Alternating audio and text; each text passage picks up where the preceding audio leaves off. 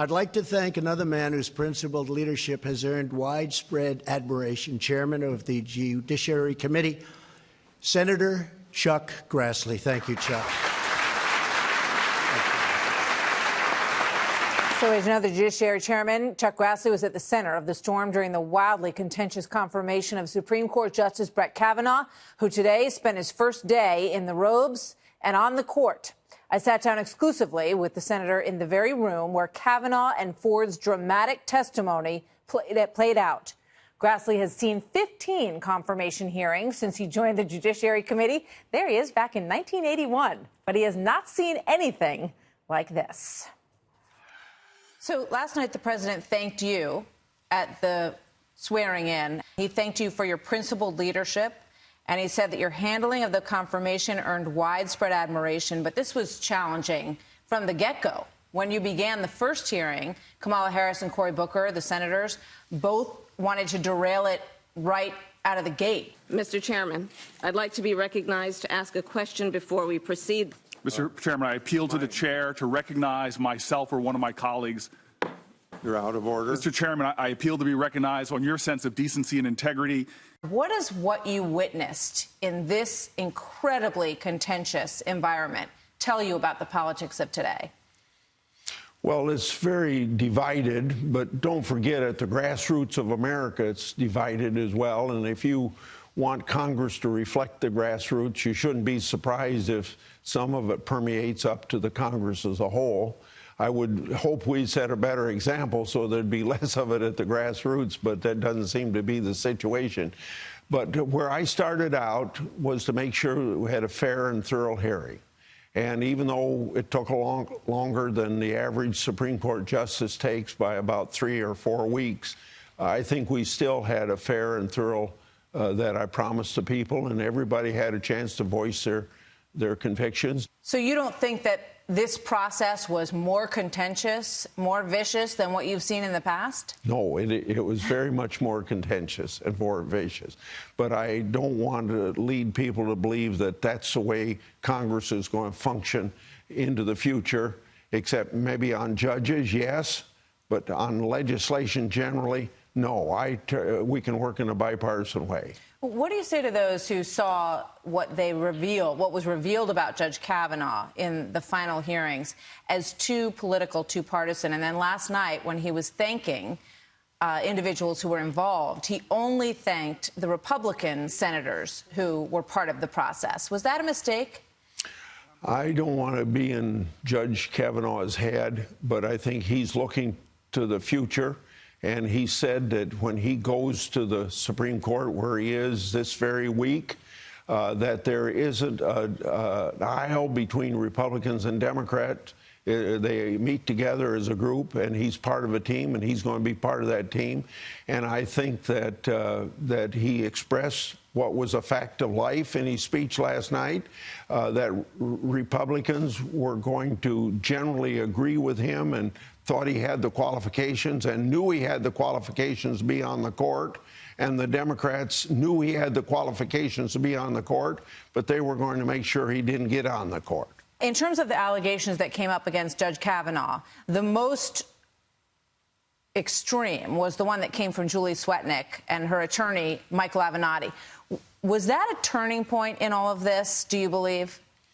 I think with Avenatti's reputation that he has established as a lawyer for the porn world, that raised questions about the legitimacy of Swetnick.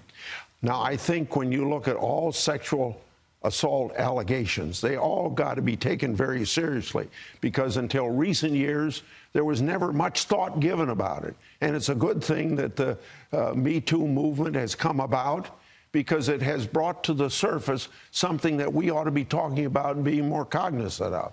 But when you have that combination, it didn't bring the credibility that it ought to be brought. I think Dr. Ford brought credibility to the whole issue, and but beyond that, you know, it raised some questions.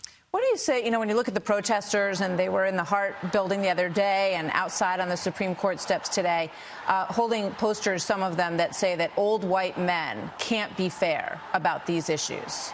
Well, first of all, there's only two of us on the Judiciary Committee that are old, and I'm one of them. Everybody else is young. So I don't like to bring racist issues into it. I like to see people as Americans first and only as Americans. Now, you can be proud of your background, being an African American, Hispanic, being from Italy, being from any place. You can be proud of your background. But I think we ought to not divide America. We ought to be thinking that we're all Americans and bring America together, not separate America. But I wish we had women on the Republican side of the Judiciary Committee. You were criticized the other day for saying that you couldn't get women to be on this committee, in this room. Maybe it's too much work. Well, and I shouldn't have accepted the proposition that women aren't on it. They just don't want to be on it. Just like we had to find 3 men that would serve on it. Not because of work. I think it's because it's ideologically divided. And also, from the standpoint of the number of times we meet, almost every Thursday that the Senate's in session, we have an executive session. Most committees don't have an executive session every week like we do. So it's a lot of work, and they don't want to do that. So whether you're a man or a woman, there's a lot of work on the Judiciary Committee. Will there be an effort to find, to get a little bit more diversity on this committee? Of course there will be, and there should be. Susan Collins, who gave a seminal speech when she established that she was going to vote yes, is being roundly criticized. She was called a fake feminist.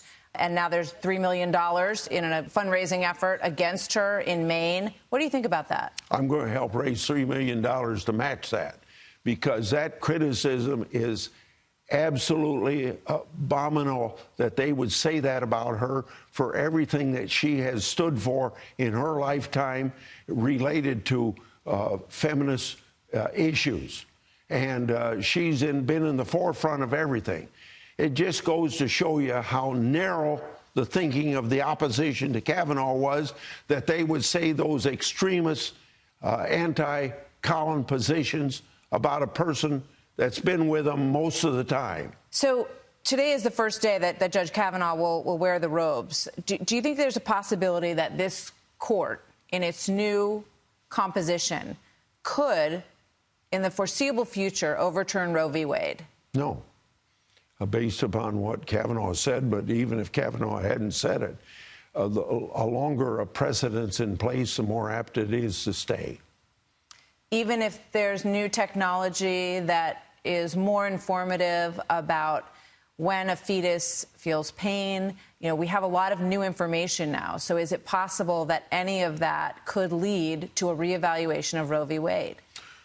Well, I think that legislators, state legislatures, are operating in this area trying to find something that's more based upon modern medicine and the science of life, to find answers, and pain is one of them, that you'll find some states' laws being upheld, but that's way short of overthrowing Roe v. Wade.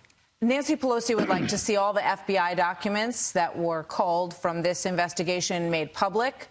There's a lot of headlines this morning on the editorial pages that the resistance should not back down, that there's a civil war in America, that just because Kavanaugh is now on the court, it doesn't mean that the fight that was undertaken to keep him from there should be given up.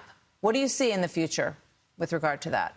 Well, I think that there is, if the Democrats take over the House, the new chairman would be the new chairman, Nadler, of New York. He said he's going to do that. Do you think there'll be an effort to try to impeach Judge Kavanaugh if Democrats take the House? They said there would be. I hope it isn't. I don't think it's a wise thing to do, and I don't think they'll find a basis for impeaching. But here, don't you see all this talk, whether it's prior to Saturday's vote or since Saturday's vote? Every effort that's been made in the last month has been to detract from his outstanding qualifications and academic background and his 12 years on the D.C. Circuit Court of Appeals, nobody said that he wasn't qualified to be. So when they couldn't keep him off the bench by pointing out he wasn't qualified, then they threw everything at him they could. They threw it on the wall. If it didn't stick on Monday, they threw something on the wall on Tuesday. If it didn't stick, he came back with something. Even on the day that he was going to be voted to the Supreme Court, there were still people digging around to find some reason that this guy shouldn't be on the court. Do you think that the changes in the filibuster rules, first for the lower court judges and now for the Supreme Court judges, is there any turning back from that? Could anyone get through this process if it required 60 votes in the Senate? The two people that are on the Supreme Court by this president would not be there if it took 60 votes. But I want to remind you, between 1789 and about 2001, there wasn't filibusters of Supreme Court justices. And then Schumer gave this famous speech that we can bring ideology into it. That poisoned the well. They wanted to make sure that George W. Bush didn't get a Hispanic on the court. And so, you know, establish a pattern through 8 years of George W. Bush. And then obviously it was continued by Republicans when there was a Democrat president, and it continues today. I would like to have somebody sit down with me that's a Democrat and say, you know, we've had enough of this. We're going to go back to the way judges were viewed between 1789 and the year 2001, that ideology didn't play a major role. It was only based upon your competence and your judicial temperament. In other words, were you going to be a judge or were you going to be a super legislator? That's basically what went into it. And this thing's been an uproar since then. You know, some people would say, well, Grassley, you're wrong. Look at the way they treated Bork. Yes. Look at the way they treated Thomas. Yes. But then there was a period of time during the 1990s when there seemed to be common sense prevailed. And Ginsburg and Breyer were approved almost unanimously. And then all of a sudden, George Bush gets elected president. The Supreme Court decides he ought to be president instead of recounting millions and millions of votes. And that's when Schumer gave his speech. And that's why the well's been poisoned since. Last question. Merrick Garland is someone that a lot of people point to as the beginning of the most recent poisoning of this process.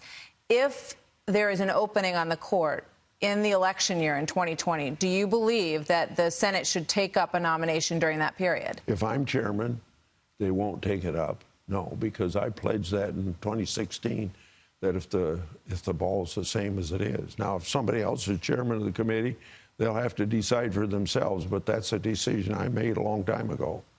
Thank you very much, Senator Grassley. Good to speak with you this morning. Thank you.